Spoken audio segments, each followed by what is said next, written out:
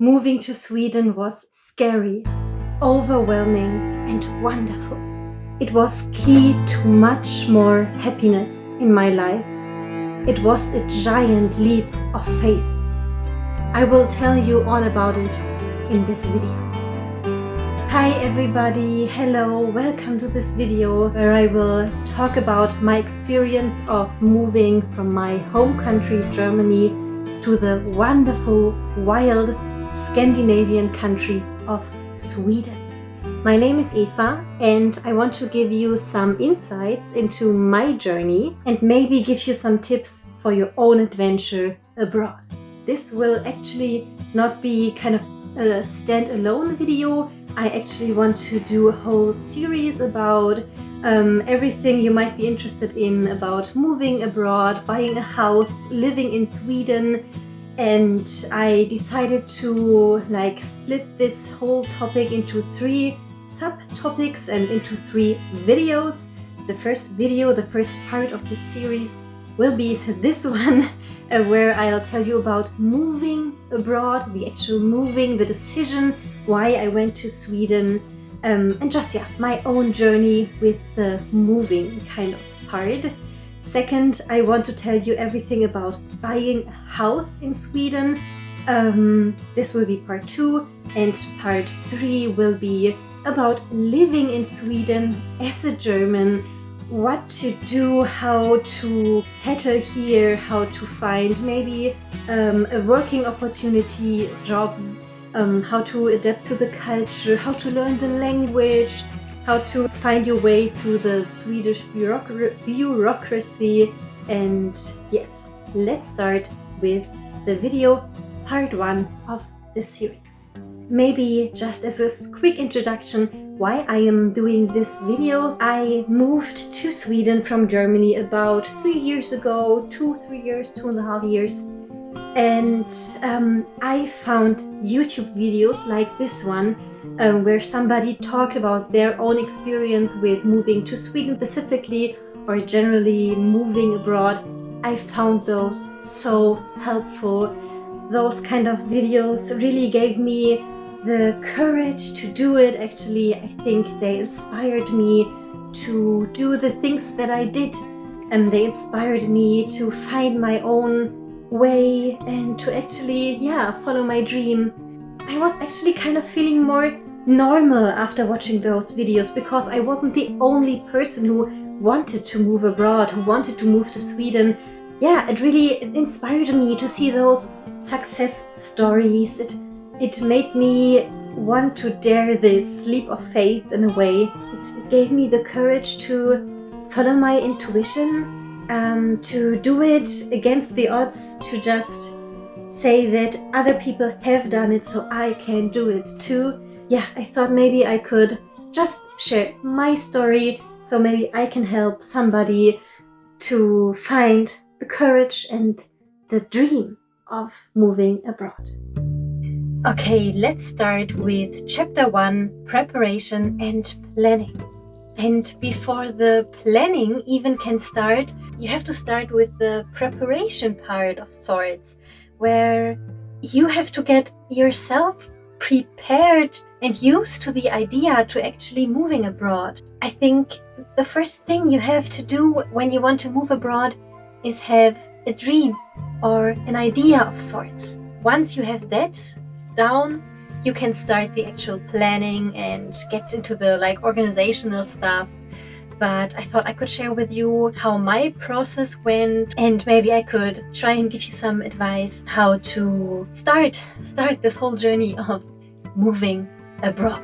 If you, like me, decide to move abroad and you don't have a very specific country or place yet where you want to move to, that's a crazy situation. I knew that I wanted to be and live somewhere else.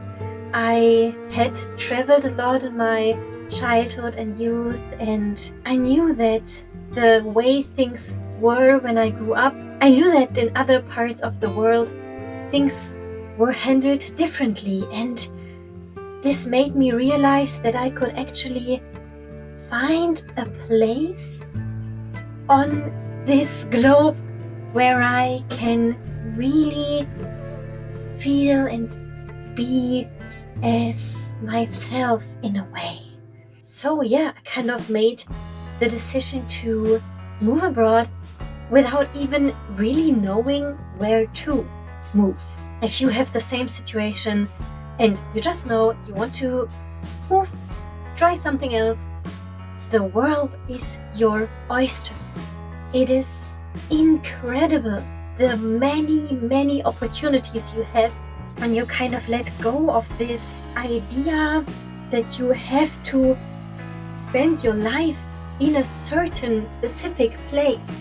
If you can choose this place anywhere on this globe, and you kind of let go of this idea, you can suddenly make decisions where you didn't even consider it possible that there could be different ways of doing things, and you can start to think and rethink the things that you thought were given in your life. So you can actually, I don't know, for example, if you have been complaining about the weather all your life and you decide to move abroad, you can actually choose the weather in which you want to spend your life. You can decide whether you want to be with many people or live more quietly. You can make so many decisions and just not follow your routine and the path that you had always been following. You really can start a completely new life if you want to move abroad. And you can decide on how this life should look. I'm not saying that it is like ordering a life and then you get it. No, of course it's not. Of course, some things can go wrong. But in the first kind of preparation part of moving abroad, you are allowed to build your dream life, and you can choose from anything in the world. You can decide whether you want proximity to infrastructure or not. You can think about if you want to be close to certain institutions, to specific restaurants, for example. You can, as I said, choose the climate where you want to live in. You can kind of look into which part of the world has the most sun hours a day or the least sun hours, I don't know. You can choose if you want heavy seasonal changes or like no seasonal changes at all. You can choose if you want humidity in the air or not. I think there are many health conditions also that really depend on where in the world you are. And if you decide to move abroad, you can actually decide to a place where your health conditions improve, which is, I think, something you don't necessarily think about. When deciding to move abroad, it's the time to start thinking about all those choices. And one important thing when moving abroad, I think, is you can find your people. You can find the people that are similar to you. Of course, you are part of a culture when growing up, and this kind of shapes you, of course, but you are always an individual.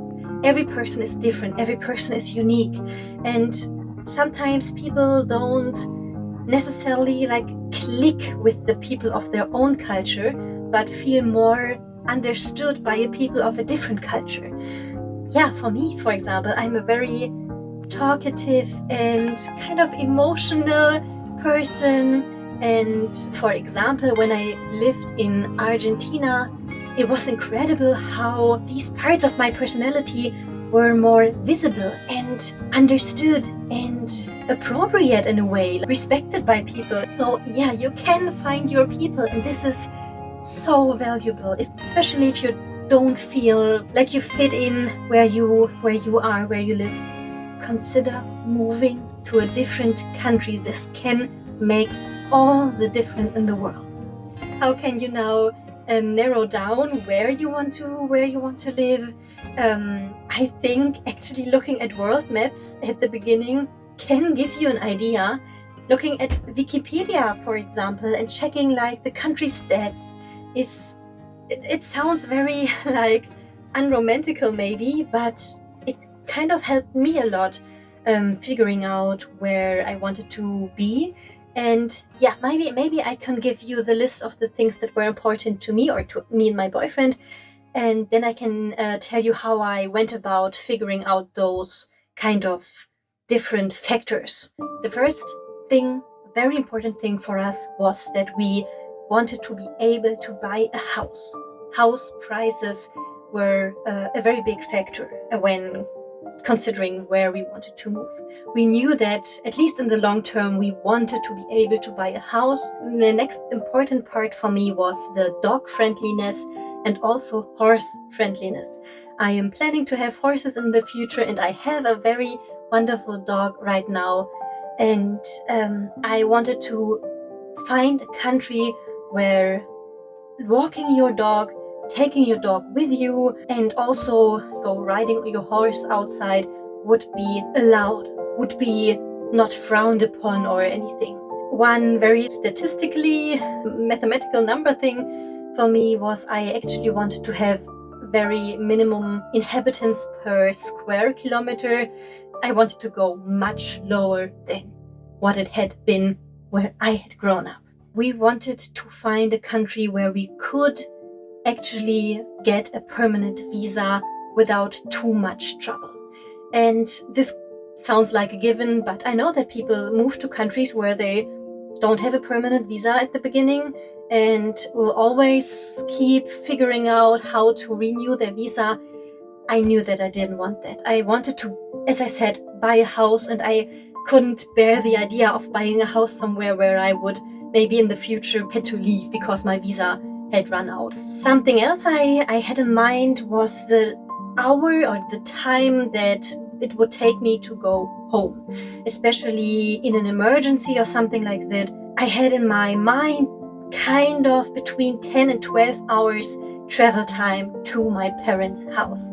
This could be by plane or train or car or whatever, but I wanted to have this possibility to, when I get a phone call that something's wrong, I wanted to be there within like a day's travel, not 24 hours, but more like 11, 12 hours of travel. A very, very important part for me was the nature. I wanted to have trees. For me, a big amount of trees was very important to have it in my surroundings. There are many countries without many forests, and they can be beautiful, of course, as well. I have lived in Scotland where there weren't so many trees, and it was very beautiful nature. But for me, I wanted to have the kind of calming, healing presence of trees around me. And yes, I was looking for a country with trees. Another important part, and actually one of the reasons I wanted to leave Germany in the first place, was that I wanted to be able and allowed by law to live without neighbors. I just wanted to be able to step outside of my own house without directly seeing another house. I wanted to kind of have the feeling of living surrounded by nature and not much else. And in Germany, there are certain laws against this. It is very, very hard to get the permission or the ability to live in Germany without the proximity of neighbors. I know that in Austria, for example, there are laws that kind of are in place to keep the people together, keep them all in societies, and easier to be connected by infrastructure and stuff. And I knew that I didn't want that. I wanted the ability to really choose my own pace of life, my own spot where I wanted to live. I wanted to be free in choosing that. A bit kind of in connection with this point is my next point, and we actually prefer the country where it is allowed to wild camp or free camp or stealth camp, where you can set up your tent or maybe even your camper van somewhere in nature. And this is not possible in many countries in the world. So this actually, I think this was one of the factors that kind of crossed the most countries off the list for us. But I think a country where stealth camping is allowed has usually more like a mindset that you as a person are allowed to go into nature and to merge with nature. Those countries where self-camping is allowed, I feel like there's more of this understanding that humans are part of nature, and I think that's very beautiful. And yes, the financial aspect, of course, involved more than just house costs. I wanted to consider the cost of living and also the cost of moving to this country, because I know that like the cost of moving is a very, very small kind of cost compared to the cost of your life in a different country. But I found for me that it was kind of important to me that the cost of moving, the initial getting to this country, wouldn't be as financially a burden. Maybe this had to do with being able to regularly visit my parents, so that like traveling costs to this country wouldn't be as high. But yeah, this was something I always gravitated towards, to countries where the actual cost of moving I could keep low, or as low as possible. And then there were the cost of living, of course. As I said, I lived in Scotland for a while, and yeah, the cost of living was kind of high there, and it never really left my mind space that whatever I was doing was so expensive. So I wanted, if possible, to find a country with at least similar cost of living to what I had been used to. I took this list with all those points. Yeah, my boyfriend and I, we kind of got on the internet, did some research, and all of those factors together quite directly pointed us to Sweden. I think actually one of the countries that was on the highest consideration for us was Portugal, but I didn't think that I would be able to learn Portuguese because I already speak Spanish, and I was afraid that I could mix it up. And Sweden was more of the nature aspect I had in mind. So yeah, if you are like me and you have kind of the same criteria as I do, then you can consider moving to Portugal. Many of those points, Portugal is very similar to Sweden. They're very different countries, but at least like in their ability to kind of fulfill my dream criteria, Portugal was up there. Canada was up there as well, definitely. But we went there and it wasn't really what we had thought. Maybe I can make another video about my experience with Canada. But long story short, we decided to move to Sweden. And I just very, very quickly wanted to tell you how Sweden did on all my points on this kind of dream criteria list.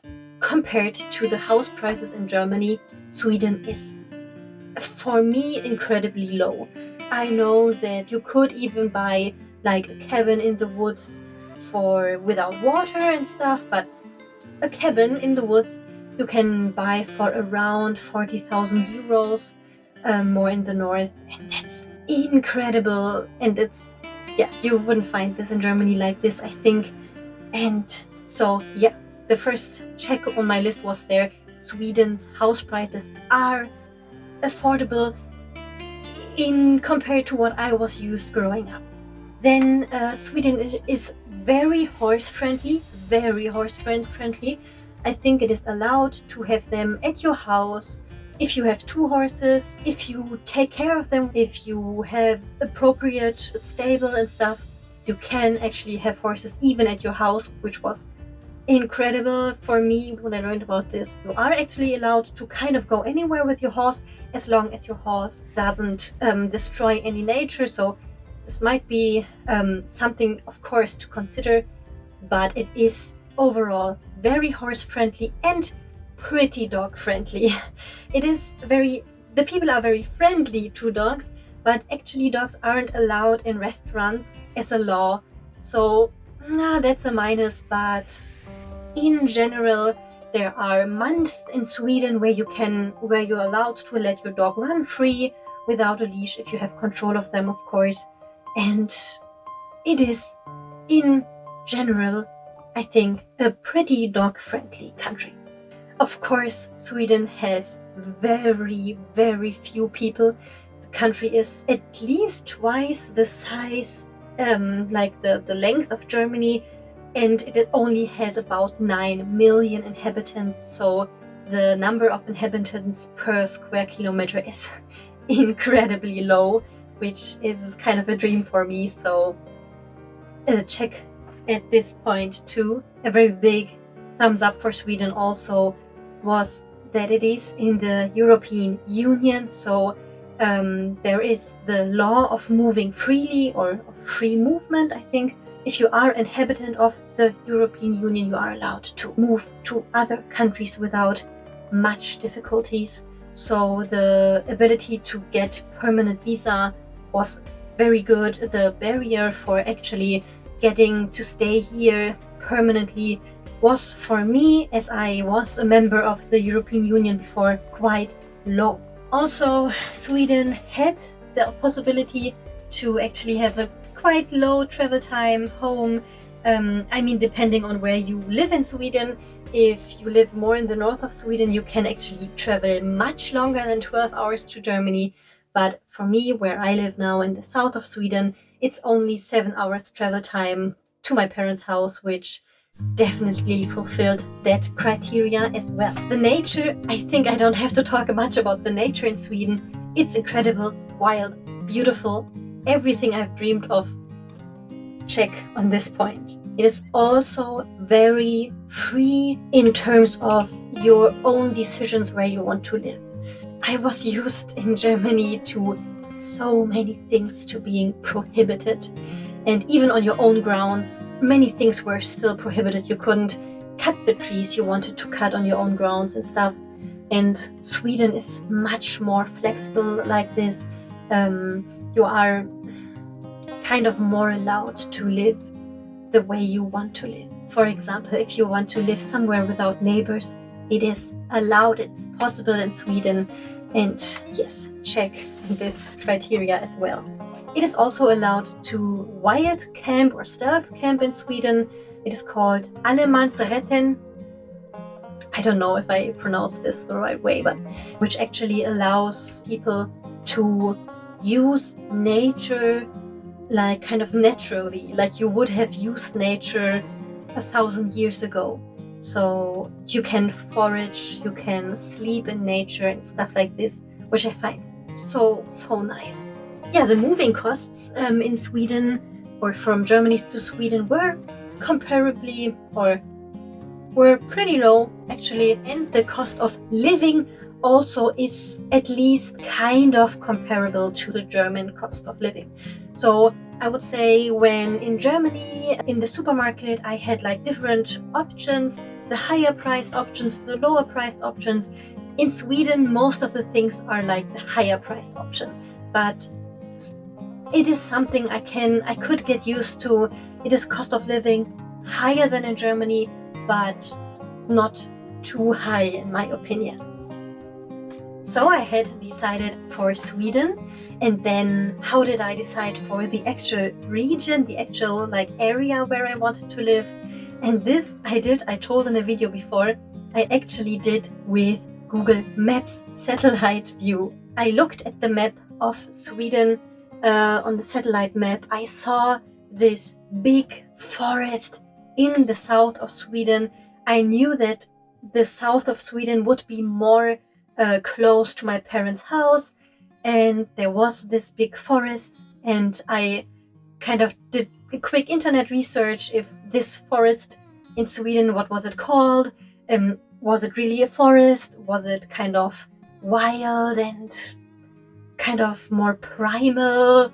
It turned out that it was the forest of Småland, that this has been a forest for many centuries. It is an old forest, a wild forest. It has a very wild kind of history, and this made my decision already. I had found the forest in the south of Sweden where I wanted to live, and then my decision was made.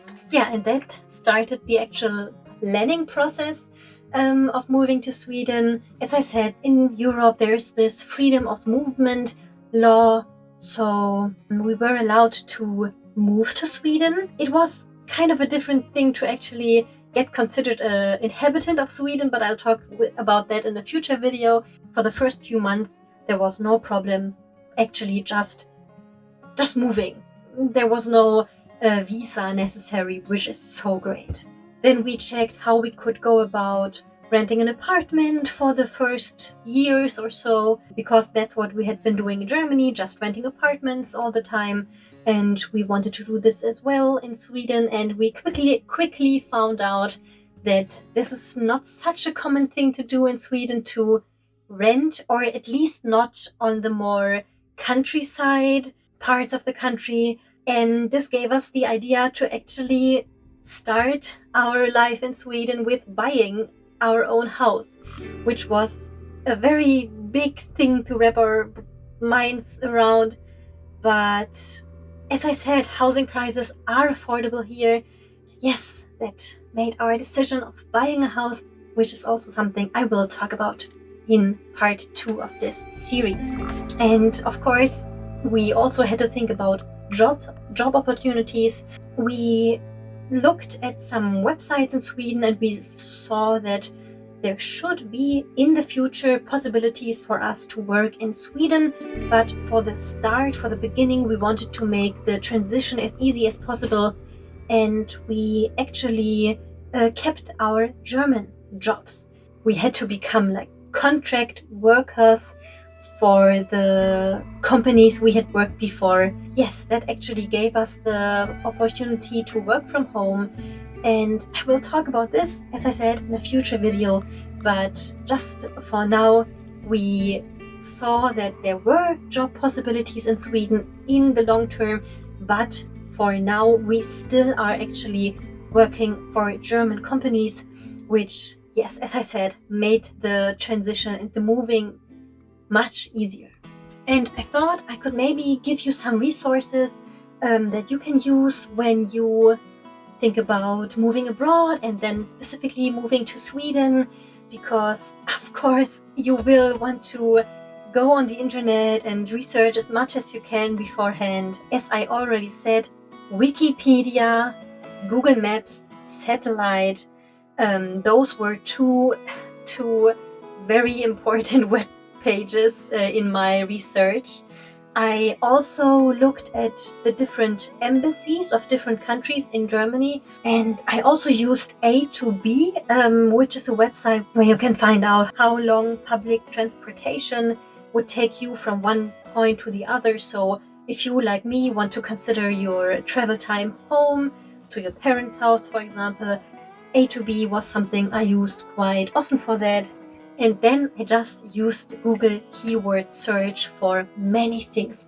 There are so many different websites. For example, the top 10 dog-friendliest countries in the world, the top 10 countries with affordable houses, or stuff like this. Those kinds of websites we used a lot for kind of making up our minds where we wanted to move to. Then when we had decided to move to Sweden, there was a website called Elchkuss, like Moose Kiss, which I actually read a lot of it, and it helped me to kind of get an understanding of how Germany and Sweden related to how the cultures were connected, kind of these kind of things.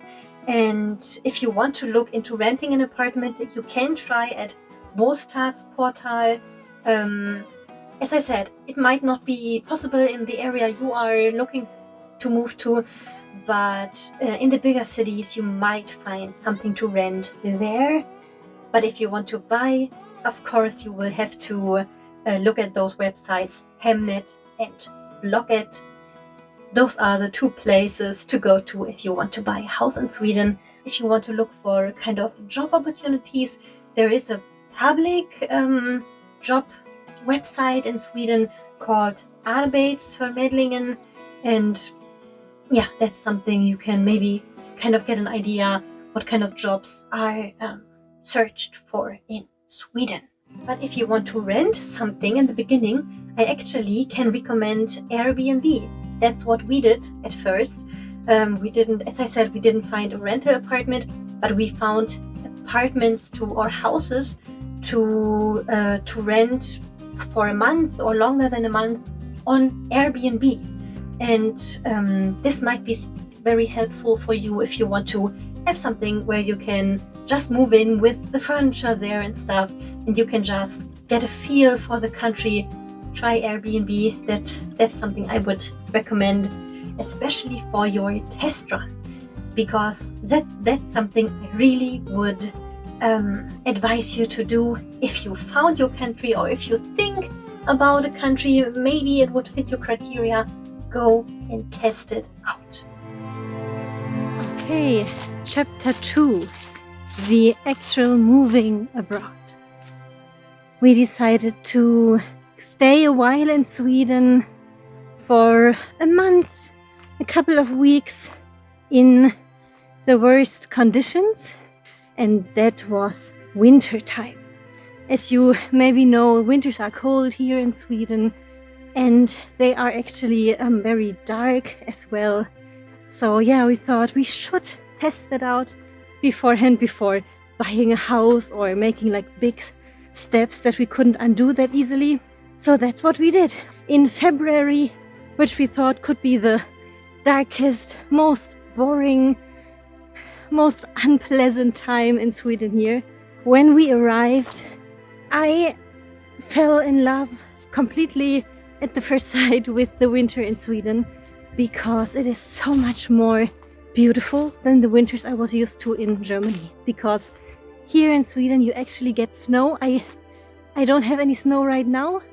It is January and we should have snow, but well, there is none right now. But I don't know if you can see this, but even without snow, the woods are just beautiful. I think in the winter you have all the green moss and the blueberry plants and all the kind of colorful trees with kind of reddish tree trunks also. It's amazing. That's when we pretty quickly decided to actually give it a try and actually move to Sweden for real. We did buy a house. Within 2 or 3 months, we actually moved in. After the test run, we actually moved in to our own house here in Sweden. This was wonderful. Of course, it was very wonderful, very exciting, but very scary, scary as well.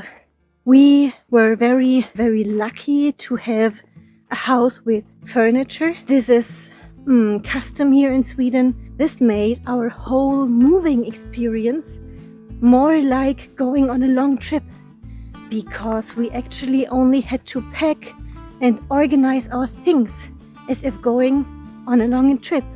We packed our clothes, our personal belongings, but no furniture, no big things. Yes, we did pack the TV, but we could actually all get our things into the one car. So when we moved, our moving day, it was a one-day thing, one trip with one small car. If you can find something, at least for the first month, find something with furniture. It makes things so much easier. Moving is easier if you don't have furniture, of course. All this also made our travel costs pretty low, actually. Like traveling to Sweden, it was the cost for, of course, gas and ferry and bridge, and that was about it. And I don't know if you can move any more cost efficient to another country if you only have to like buy the gas or the costs for the car that you're taking. If you own a car, it's just, I think it doesn't get easier than this. And to the question, what was the biggest challenge of the actual moving? I would say the biggest challenge were the first few weeks after actually moving. I don't know if you can imagine if you haven't done this before, but I was struggling with the thought of living the life of someone else. This could have been due to living in a house with the furniture of the people who lived there before. But I think if you move to another country, you kind of try to be a different person, don't you? You try to immerse yourself in the culture there. You don't want to be a stranger to this country, and this means that you have to change. You have to kind of become a new person when moving abroad, I think. And in the first few weeks, you aren't. Of course, you're not a new person just overnight. I felt like I would have to be someone else, someone new. And of course, don't do that. Don't try to be a new person overnight. And this goes for everything, but also for moving abroad, of course. This experience made me very afraid of my own courage, of the courage just moving abroad and just trying to live another life, a new life. I was kind of, afterwards, I got like the nerves. What had I done? How did I manage to have the courage to do this and to be here in a new country now? And yeah, this was an experience that maybe you will go through as well. And maybe when you are in a new country and you are like me, you're worried about if you do something wrong, if you know all the important laws and stuff. And to all of this, I can just say, try reading. Directly in the first few weeks after moving, try reading books about the experience of other people moving to your country.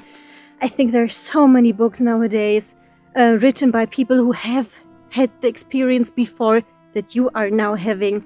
I read about Germans in Sweden, what kind of cultural differences they had encountered, and this made my own experience so much more graspable. Is that a word? But you know what I mean. It made me not feel so alone with these thoughts. And for me, the biggest tip is read a book in those few weeks when being in this new country. Read a book about the new country.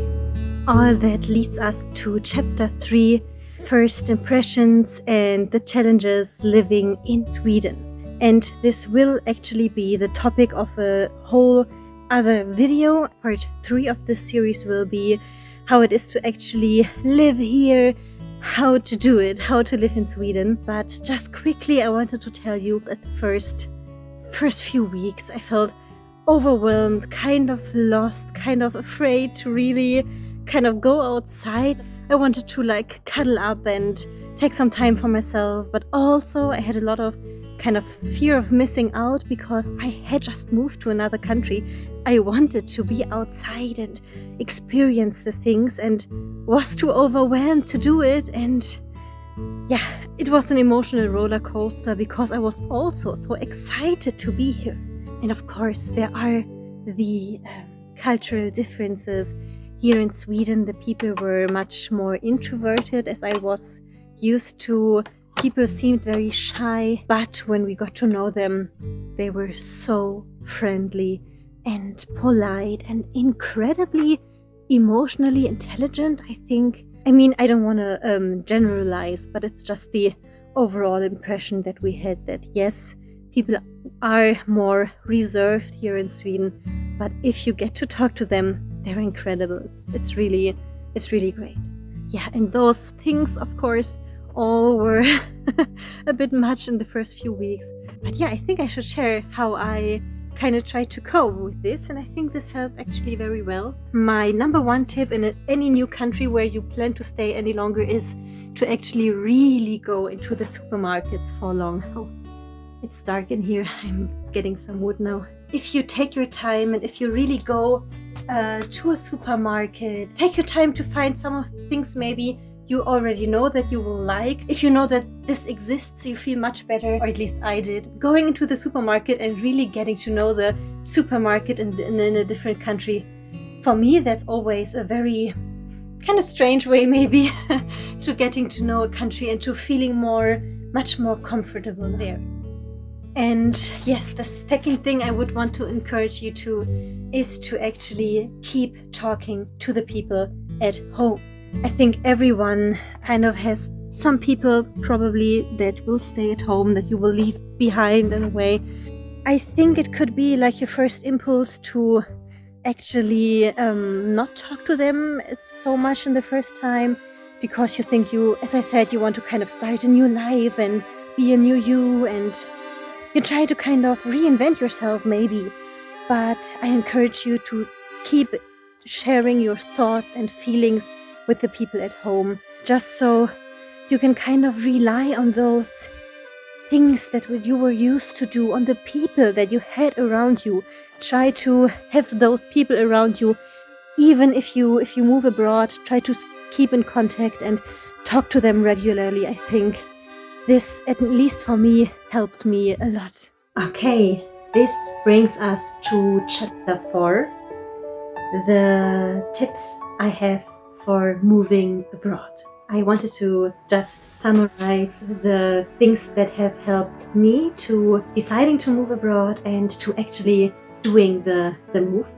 The first advice I would like to give you is to have an open kind of mindset, to really think broadly and really allow yourself to think outside the box. It's very necessary that you get your kind of dream, get inspiration from everywhere and build your own kind of dream of moving abroad. When you kind of create your fixed idea of how you want your life abroad to be like, I think it is necessary for you and helpful if you know your braveness, your level of braveness. Like, are you a person that is very good with taking risks, and do you have fun in trying things out? Or are you more like risk averse and more resilient to change? And that's totally fine. That's totally okay. You should know beforehand. I think moving abroad can teach you a lot about yourself and how well you can cope with change and stuff. But it is actually best if you know, at least if you have an idea about your level of braveness and ability to change. This can save you some disappointments and some sad experiences if you know beforehand that you are very bad in coping with failure. Then you should probably avoid moving somewhere where it is more possible to have some kind of failure, if you know what I mean. Dream big, of course, but kind of try to build your dream or your idea around your personal level of braveness. If you, for example, are not very well with change, maybe try to move to a different country where they speak your language. I think the biggest advice I could give is to run a test run. Maybe under the worst conditions, or maybe under the conditions where you maybe suspect that you could not adapt well to them. The next advice I already told you, but I wanted to have it in this list as well, is to, if possible, find accommodation with furniture at first. Of course, you want to have accommodation with furniture during your test run, but also in the first month or even years in a new country, it is extremely practical to have furniture. I think the cost of moving abroad can be quite high anyways, so maybe try to push the investment of a whole new set of furnitures a bit further in the future. Another advice I could give is to really see your first few months when moving abroad as a travel or trip. So you want to make sure you have travel insurance, you want to make sure you have a credit card that you can use for your travels, take the necessary documents with you as if you would be traveling to this country. Then when you're there, you can try to figure out how to change those travel situation to a permanent thing. So for example, bring a credit card that you can use worldwide, for example, and then once you're there, you can start figuring out how to get a bank account in this country. Or maybe at first use your health insurance for travel, and before it runs out, of course, you want to then, when you're there in the country, take care of your health insurance for your life. If possible, try not to do this beforehand. Just do the necessary preparations for travel, and once you're there, you can kind of start looking into these things in the country itself. So it's much easier to open a bank account in a country when you're in this country. The same thing could be applied to a visa. You could travel to a country with a travel visa, and then apply for a more permanent visa if you need to.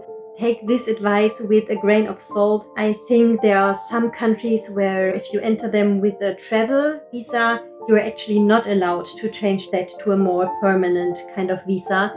So be wary of that, be aware of that, check with your specific country if that's a way that you're allowed to do it, to just do a travel visa, to enter the country and then there change it to a permanent. Just check it. But if it's possible, I think it's a very easy way to ease into this moving abroad. Before I give you my last advice or my last tip, please ask me any questions that you have so I can answer them in the future videos. The last advice I want to give you is kind of a 3-step plan to get ready to move abroad. You want to first allow yourself to get excited. If you have been thinking about moving abroad for a time, or if it's a new idea that kind of speaks to you, get excited. Allow yourself to get excited. Then, if possible, if you have the financial means and if you have the possibilities to get a travel visa, do your test run, or at least plan and book your test run. While still excited, book a stay for a few weeks, a few months if you can, and only after you have really booked everything, then consider the what ifs. People feel the need to kind of be on top of everything, to not be too excited and too emotional about plans, to be very logical and well prepared and stuff. But moving abroad is an emotional thing. It is following a dream. A dream is very non-logical, very non-practical. So get yourself excited, plan and book, if you can, a test run, and only then allow your kind of monkey brain, more anxious brain, to bombard you with all the what ifs, and then take your time and think about those what ifs, try to solve them.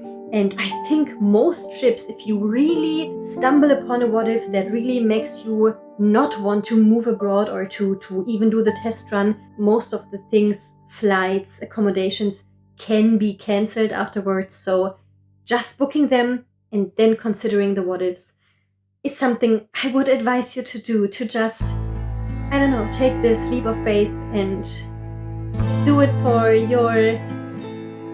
yourself, your dream.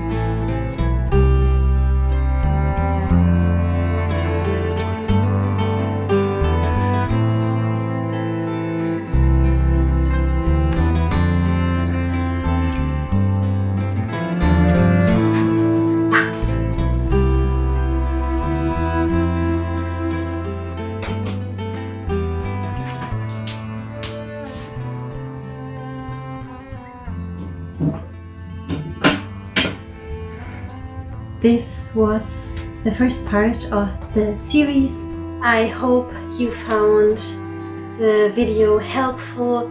I hope I could maybe give you some advice that encourages you or makes it maybe easier for you to figure out if you want to move abroad or not.